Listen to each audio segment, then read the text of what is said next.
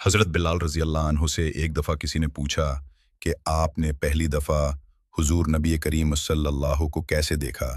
बिलाल रज़ी अल्लाह अन्हु फरमाते हैं कि मैं मक्के के लोगों को बहुत ही कम जानता था, क्योंकि ग़ुलाम था और अरब में ग़ुलामों से इंसानियत सोच सलूक आम था।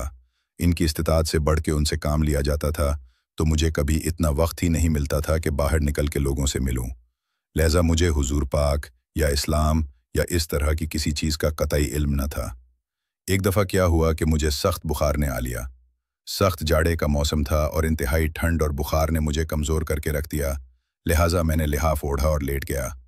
इधर मेरा मालिक जो ये देखने आया कि मैं जो पीस रहा हूँ या नहीं, वो मुझे लिहाफ ओढ़ के लेटा देख के आग बगोला हो गया। उसने लिहाफ उतारा और सज़ा के तौर पे मेरी कमीज़ भी उतरवा दी और मुझे खुले सहन में दरवाजे के पास बिठा दिया कि यहाँ बैठ के जो पीस।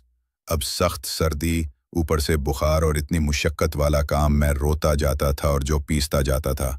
कुछ ही देर में दरवाजे पे दस्तक हुई। मैंने अंदर आने की इजाज़त दी तो एक निहायत मतीन और परनूर चेहरे वाला शख्स अंदर दाखिल हुआ और पूछा कि जवान क्यों रोते हो।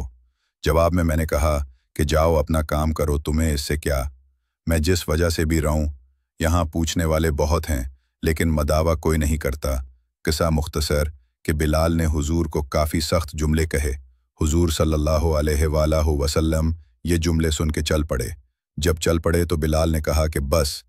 मैं ना कहता था कि पूछते सब हैं, मदावा कोई नहीं करता। हुजूर ये सुनकर भी चलते रहे। बिलाल कहते हैं कि दिल में जो हल्की सी उम्मीद जागी थी कि ये शख्स कोई मदद करेगा, वो भी गई।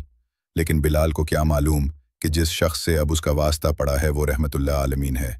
बिलाल कहते हैं कि कुछ ही देर में वो शख्स वापस आ गया। उसके एक हाथ में गर्म दूध का प्याला और दूसरे में खिजूरें थीं।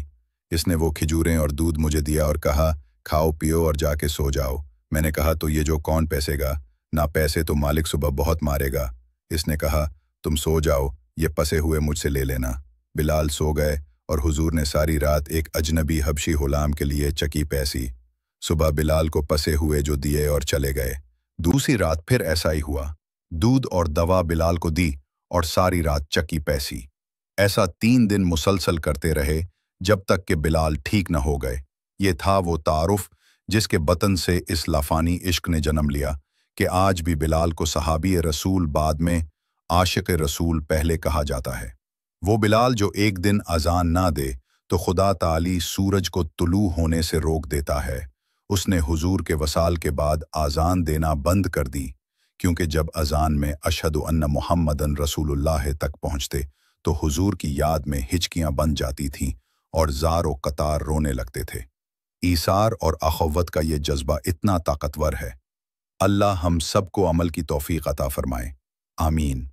दोस्तों, चलते चलते हमेशा की तरह वही एक आखिरी बात अर्ज करता चलूं कि अगर कभी कोई वीडियो, कॉल, वाकया, कहानी या तहरीर वगैरह अच्छी लगा करिए तो मुताला के बाद मजीद थोड़ी से ज़हमत फरमाकर अपने दोस्तों से भी शेयर कर लिया कीजिए।